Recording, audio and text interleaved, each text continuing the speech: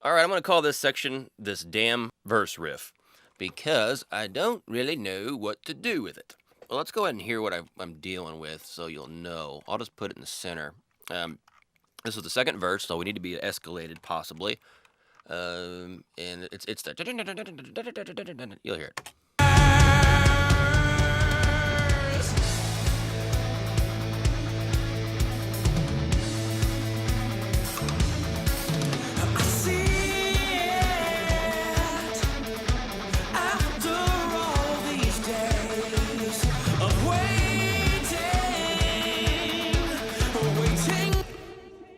All right, well, problem number one is it's really cool.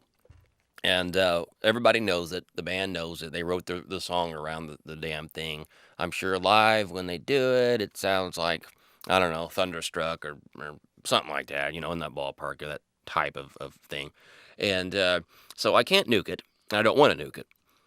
And straight up and down, it's fighting the vocal like crazy.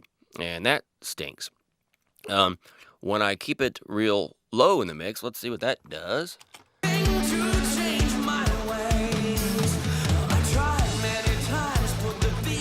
Then it just sounds dumb. I do have a lot of delay on that vocal. Ignore that for now. That's kind of over the top and part of the unfinishedness of this mix here. But I don't know what to do with it. And so my first instinct is if I can't keep it at pan center, let's see what happens if we throw it to the side. A lot of times, new characteristics of a track, the masking is not as bad because, the center is not for the meek because the vocals and the drums and the bass are going to be chewing all that up. So let's see what happens. All right, well, all the way to the right.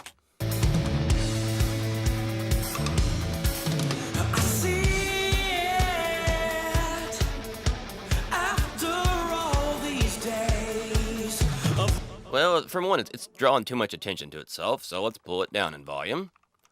Okay.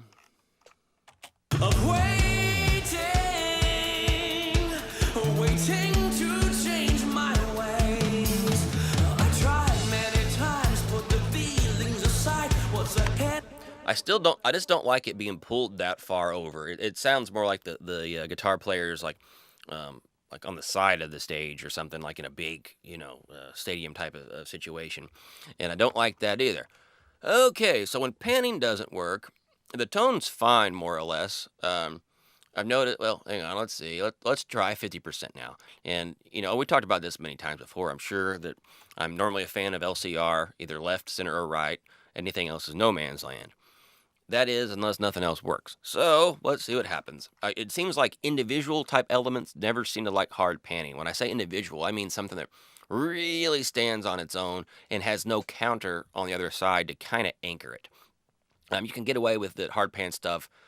I'm not really saying that you can't have individual elements. Off the top of my head, Guns N' Roses' Appetite for Destruction, guitars are real wide, and they're doing totally different stuff, but for some reason, having one guitar on one side and one guitar on the other, even though one's doing lead and one's doing rhythm or whatever, they're both doing leadishness sometimes, it still makes sense because you have this anchor. It doesn't sound dumb, it sounds big and wide. Well, we have nothing to balance that, so that's why I'm going to try my next thing is the Haas effect. Now, I've gotten here lately where before I would do the Haas effect where I would fire up a stereo bus and toss a delay. One side is 19 milliseconds, the other side 23 milliseconds. Hard panned, no feedback, and pretty heavily filtered. Everybody's got their views on what the right numbers are for that and whatever, but I always start with 19 and 23, and it works for me most of the time. Now, what I was doing stereo, I found that Cubase, whatever stock delay I was using, even though the track may be hard panned, Cubase was centerizing that first and then run it to the delay. Well, I didn't want that. I want total control. And so what I've started doing now, you can see it over here, I have Haas left and Haas right. These are mono buses or whatever with mono delays that are hard panned either left or right. One of them, sure, this one is 19 milliseconds, that one's 23. Doesn't really matter. And you can tweak at their own numbers, and sometimes I want more space between those. But what I love about this now is for this guitar, I can just go ahead and send it to Haas left. And that will only send it to the left side. I don't have to worry about right at all because he's not even involved. If I really wanted Haas right in there, I could. Oops, well, I hit the wrong button. there, and I could adjust that. And so it kind of gives me a form of panning in a sense. But what I ended up really liking when I played with this guitar a whole lot was using the Haas on effect and panning that to the other side. Now watch when I start introducing this thing. Let's just turn it all the way up, work our way down. That's way more fun.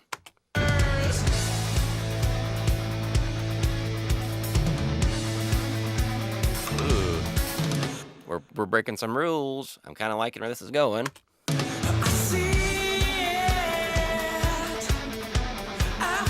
All right, a little bit too much. That's okay.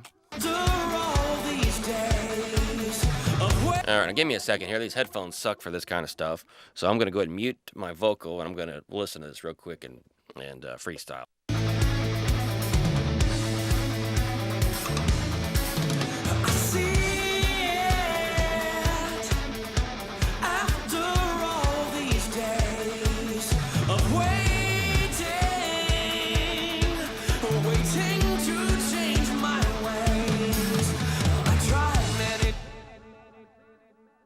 Okay, I'm back. That's what made sense on my monitors. Now let's see if these Lion headphones like it. Actually, headphones don't lie. They're just headphones. There we go.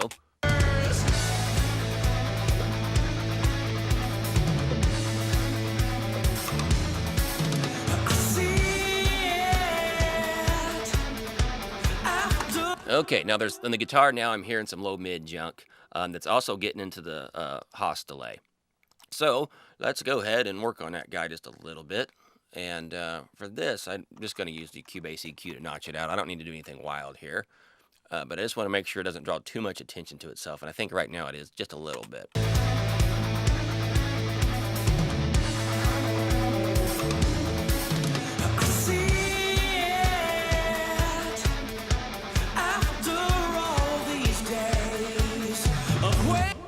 And on the monitors, it worked pretty well, the vocal and guitar relationships. Here, on my headphones, it seems like they're just a little bit fighting the vocals. So I want this to be big and powerful, but obviously the vocals have to be way more powerful. This is a vocal-driven band. So I'm just going to start pulling this down a little bit. Now here's where it gets real tricky, and this is something that goes into how you track guitars. If you know the exact level of how you're going to track a guitar, you can make major tone changes that'll make a lot more sense. And what I mean by that is you're only going to be able to get away with so much low end and so much top end on any given track at any given moment. We know that. Now, if this guitar is going to be way down in the mix, I could just go ahead and track this thing with a lot more bite, so it'll cut through and chew up less level and all that stuff. If I know it's going to be super loud, I won't be able to get away with much bite because I can only use so much bite. So if that makes any sense. In other words, by turning it way down, we can might have to give it a little bit more bite because it's going to get dull sounding. So let's see what happens here, and I may need to switch back to the monitors again.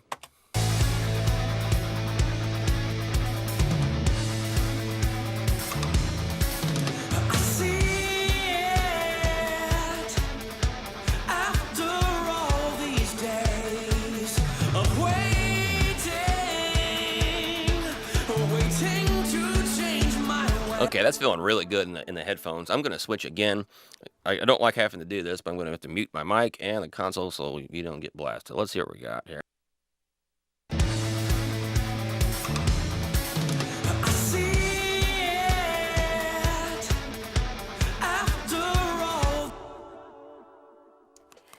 Okay, I'm back. Yeah, I really like that. We're not fighting the vocal and we sound cool. That's the thing. That track before we introduced this Haas effect business, it didn't sound, I mean, I knew it was a good riff, but in the context of the mix, it didn't do what we wanted. And a big reason this Haas effect bailed us out was in real life, it's not so directional. In other words, when you're in the band room or on stage or whatever, there will be some early reflection.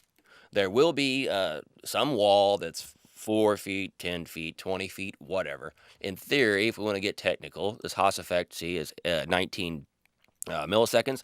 So it's really, we're almost perfectly emulating, for all practical purposes, a wall that's 9.5 feet away. So, which is a very common, deal, and it's filtered so heavily that also is very common. It's like we got a concrete wall, just 9.5 feet away, and so that goes to the left side, and then it comes back, and then we hear it. And in real life, we're used to hearing that stuff because we're not recording, or playing anechoic chambers and ultra dead spaces most of the time. So this gives us that same kind of live kapow, but in this format with stereo studio monitors and all that, where we're kind of limited to a very strange vacuum, I guess you could say. So by using this Haas effect, we've spread this thing out like a real guitar amp would be anyway, and it's really come to life. And we could probably actually do the same thing to other guitars, but I already like those, so I'm not going to tinker. Anyway, so we've saved this guitar track, and now it sounds cool. Hope you liked it. Bye-bye.